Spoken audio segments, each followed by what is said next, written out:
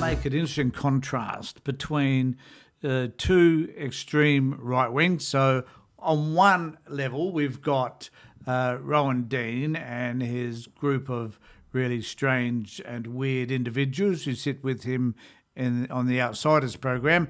And on the other side, we've got a bunch of right-wing crazies who are sovereign citizens, who are freedom fighters, and a whole host of other crap happens for them. And so I thought I'd just compare the two. So it's an interesting comparison because apart from the fact that one group wears a suit, sits in a studio, and the other one sits in a boat somewhere, I think is rather interesting.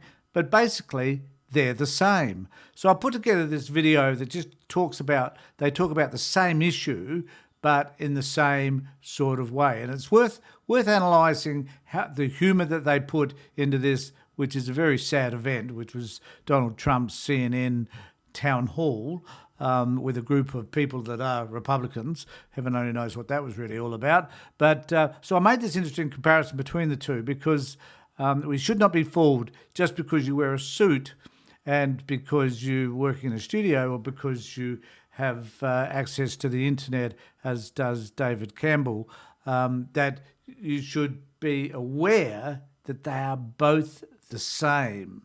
And so here's the clip that I put together, and we'll talk about it as we go through it. On Thursday night, the politics in this nation changed dramatically. The coalition is now back in the game. I'll go through all of that in a second, but first I want to talk about that in a later video as to whether they are actually back in the game or not. I don't think they are. There are plenty of statistics to prove that they're not, but he can believe whatever he likes. I'll show you this clip from one of the top anchors at CNN, the American network every bit as biased and as left as our ABC.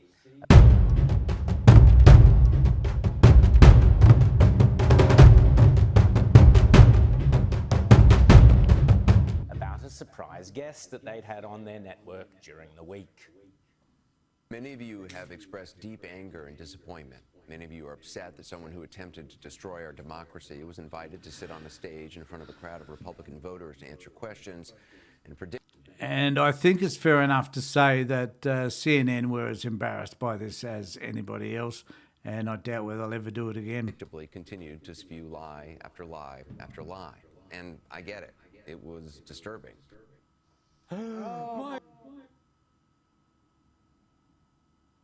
Who is this dreadful person? Yes, of course, you guessed it, Donald Trump. But what was it that upset all the lovies so much? Was it, I don't know, this, about abortion law? Again, you talk about radicalism. People that will kill a baby in the 9th month or the 8th month or the 7th month or after the baby is born, they're the radicals, not the pro-life. I just want to give you... All right, so now what he was talking... So what I've done now is I've decided to go to the other comparison. This is the comparison of the guy that lives on a boat, and who knows where Kaz lives, heaven only knows. But this is the thing. Sky News are throwing out their arms in absolute horror that the right wing would go off the way that they do. But this is about having a look at the type of audience that they have. And these guys represent that audience. And I think this is sad. Really, really sad. Talking about was President today addressing town hall, and CNN were covering it. And CNN have had a very bad day because of it. Very, very bad day at the office. We have to cover this because some of it is so funny. He did not say that. He has testified that, Mr. He President. did not say that. But you said you weren't very involved that day. You did tell your supporters to come to Washington. You tweeted about it, about that speech that happened on the rally. I do. It's so interesting watching Caitlin Collins trying to fact check this man. I think people have come to realise that you just can't. The chief moron of all times is just spout so much crap time and time again. And this is a prime example of the crap that Donald Trump carries on with, because he pulls out a document which is supposed to be his Twitter feed, which no one can find, no one agrees with, no one really has seen in relation to this. But he pulls this thing out as being something that will just validate the fact that he did actually call in the troops a day before the insurrection. Now, I think the argument is that, if you knew there was going to be a lot of trouble there, then why would you say it was a beautiful day, which is what he said. He knew there was going to be trouble. He delighted in the fact that that these people were standing up for what he believed was his rights, which were that he won the election, which he didn't. But his Caitlin Collins can't fact check him, so he brings out this piece of paper. Now, in this discussion, he mentions that the children... Sorry, not the children. He mentioned that that people... No, I'll reframe that. I'm a bit confused now.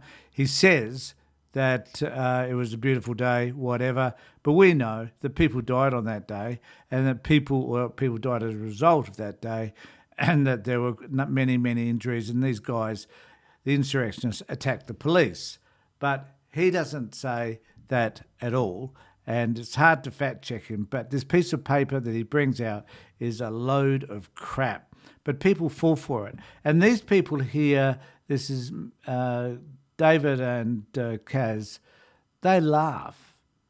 They laugh at this notion that it was a day that is for some reason humorous because Trump makes a joke of it, forgetting that people died and were psychologically and emotionally harmed as a result. Am I allowed to say that? When they went to the Capitol and they were breaking into the Capitol, smashing windows, injuring police officers, why did it take you 3 hours to tell them to go home? I don't believe it did. Oh, let me pull it out. I have to pull it out. Why is that funny? I don't get that. So if you look... Not only why is that funny, why are they clapping? He brings a piece of paper out. It means bugger all. He could have toilet paper for all we know, and he just scribbled on it with a Sharpie. I don't understand why people think this is interesting or why they even think it's funny. But these guys do. On January 5th, the day before, I said, please support our Capitol Police and law enforcement. They are truly on the side of our country. Stay peaceful. Stay peaceful. This was the day before, and this was in the form of Twitter. Now use Truth Social. I think it's far superior, okay? I hope everybody's on. So why did he find the need to have to send a message saying, please support? What was he expecting to happen in the first place? He wanted the insurrection. He wanted people to fight for him. He wanted to take over Congress and the Capitol building, but he failed.